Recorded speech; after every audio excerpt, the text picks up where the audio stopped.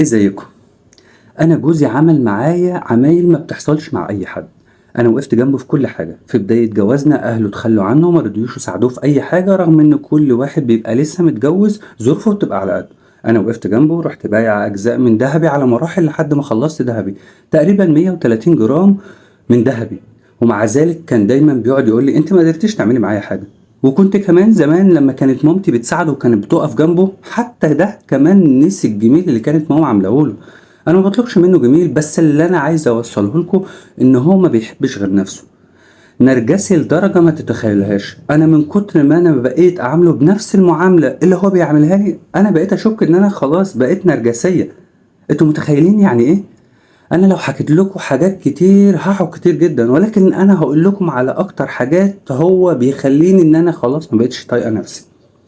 عنده رقم واحد غرفه النوم، اهم حاجه عنده من اي شيء.